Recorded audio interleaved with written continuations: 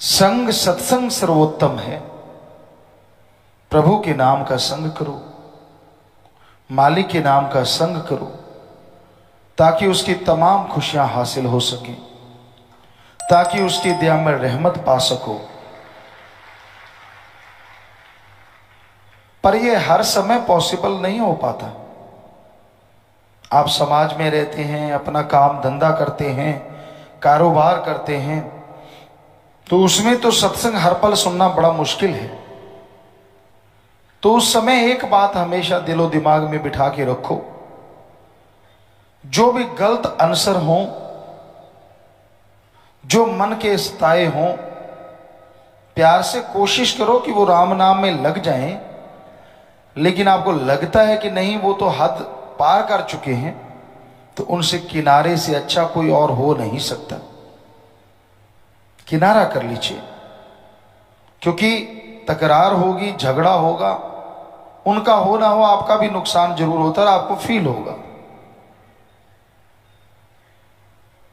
तो झगड़ा करने से कोई बात का हल नहीं होता। श्रवण करते रहिए, मालिक से दुआ करते रहिए कि मालिक भला कर, मालिक नेक कर। यह आपका कर्तव्य बनता है, एक इंसानियत के नाते, एक भक्त होने के नाते, कि प्रभु सबको सुधार, सबको नेक अकल दे, अच्छे कर्म करने की ताकत दे। यह तो आपका काम है। लेकिन इसका मतलब यह नहीं है कि आप किससे झगड़ते फिरो। कई इतने मनमते लोग होते हैं, टस से मस नहीं होते।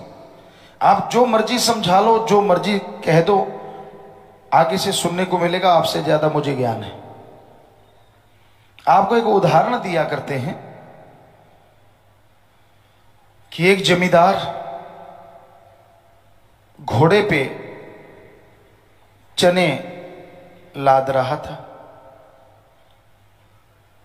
पुराने समय की बात, घोड़े के ऊपर चाटी, बोरा, कुछ भी बोलिए उसको, वो डालते थे। तो एक तरफ वो एक तसला भर के चने का डालता था, दूसरी तरफ एक रेते का डालता था। एक सज्जन दूर से खड़ा देख रहा था, उसको दुख लगा। वो पास आया, कहने लगा यार ये क्या कर रहा है? तो घोड़े के एक तरफ चने डाल रहा है, एक तरफ रेत डाल रहा है। कहता तेरे समझ में आने वाली बात नहीं। कहता फिर भी बता तो सही। कहता ऐसा है, इधर मैं 20 किलो चने डालता हूं, 15 किलो चने डालता हूं, तो दूसरा रेत इसलिए डालता हूं ताकि बैलेंस रहे। तो वो समझदार था दूसरा जमींदार, वो कहने लगा भाई अगर बैलेंस ही करना है तो 15 किलो चने इधर डाल, 15 किलो चने इधर डाल दे। अब तू 2 मन चने लेके जा रहा है, लेकिन घोड़ा 4 मन वजन उठाएगा बेचारा, क्या फायदा? अब समझने वाला होता तो मान जाता कि भाई सही कह रहा है, इसमें गलत क्या है। आगे से कई अड़ियल होते हैं, कहने लगा घोड़ा किसका? कहता तेरा भाई। चने किसके? कहता वो भी तेरे। तो कहता फिर तेरे पेट में दर्द क्यों? मैं तो ऐसी करूंगा। कई ऐसे अड़ियल होते। आप कहते हो नशा मत करो, कहता तेरे बाप की पीता हूं। झगड़ने को तैयार हो जाते हैं। तो उनके लिए तो दुआई की जा सकती है, झगड़ा थोड़ी ना करना है। हमारा काम दुआ करना और समझाना तो जरूर है, लेकिन तकरार से दूर रहना है। इसलिए सत्संग ही एकमात्र उपाय है जिसको सुनने से, जिसको अमल में लाने से आप मन और मनमते लोगों से बच सकते हैं। दुनिया में रह के बिजनेस व्यापार हर कोई करता है, करना पड़ता है। खेती बाड़ी है, कोई भी बिजनेस व्यापार आप करते हैं, जीने के लिए पैसा चाहिए और पैसे के लिए कमाना। कड़ा परिश्रम, मेहनत, हक हलाल, दसनवादी कृत कमाई। पर उसमें ठगी ना मारो, बेईमानी ना करो। थोड़ा आएगा, लेकिन उसमें इतना सुकून आएगा, इतना चैन आएगा, कहने सुनने से परे। ठगी, बेईमानी, बुरे कर्म करने से करोड़ों अरबों आएगा, लेकिन चैन चला जाएगा, रात की नींद चली जाएगी, परेशानियां घेर लेंगी, रोग घेर लेंगे। और एक दिन ऐसा आएगा आप अकेले रह जाएंगे, बाल बच्चे भी छोड़ जाते हैं। तो किस लिए करते हो आप? देखते नहीं क्या दुनिया का हाल? हमारे देश में हुआ ही नहीं करते थे अनाथ आश्रम, और आजकल भरमार है। किस लिए? क्योंकि बच्चे बड़े हो गए, हक जताते हैं, नहीं देते तो छीन लेते हैं और आपको अनाथ आलय में भेज देते हैं कि वहीं रहिए। आपके हम उम्र लोग वहां रहते हैं, कई बेचारे अकेले ही तड़फते रहते हैं। बहुत बार खबरें मिलती हैं,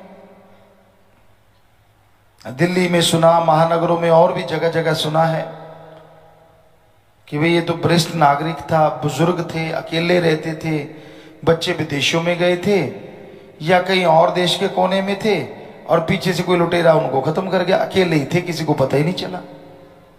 बहुत सी ऐसी खबरें सुनने को मिलती हैं। क्यों अकेले थे? क्या वो अकेले रहना चाहते हैं? क्या उनका दिल नहीं करता कि अपनी औलाद के साथ रहने को?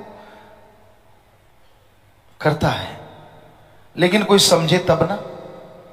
तो इस घोर कलयुग में ये बातें आम है, किसी एक के साथ नहीं है, ऐसा आम बात है, ये आम बात। तो हम यही पूछते हैं, फिर ठगी, बेईमानी, भ्रष्टाचार करते किसके लिए हो?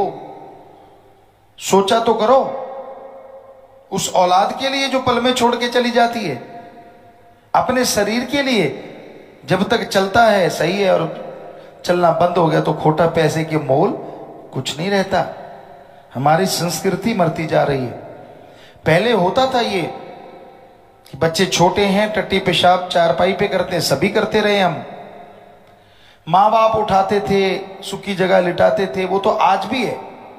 लेकिन बाद में क्या होता था, जब माँ बाप बूढ़े हो जाते थे, बेहद बूढ़े, बुजुर्ग चारपाई पे लेट जाते, तो बच्चे फिर अपने माँ बाप का ऋण उतारते थे, वैसे संभाल करते थे जैसे बचपन में माँ बाप ने की। ये है हमारी संस्कृति, जो पूरी दुनिया में नहीं है। लेकिन आज के बच्चे तो जी आधुनिकता के दौर में इतने पागल हुए फिरते हैं, जिनका वो आधुनिकता अपना रहे हैं वो उस आधुनिकता से उकता चुके हैं। विदेशों में वो तौबा कर चुके हैं, उनको शांति चाहिए।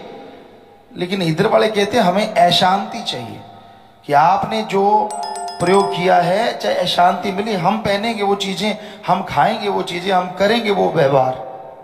नहीं नहीं, हमारी संस्कृति बहुत महान है, रिच है। तो इसलिए हमारा फर्ज सच्चा संग, सत्संग से बढ़ के कोई हो नहीं सकता, जहां शिक्षा मिलती है जिंदगी जीने की। ਧੰਨ ਧੰਨ सतगुरु तेरा ही आसरा। गुरु जी दी प्यारी संगत नूं निवेदन किया जाता है कि हर रोज सत्संग सुनने के लिए साडे चैनल डेरा सच्चा सौदा नूं सबसक्राइब कर लेना जी।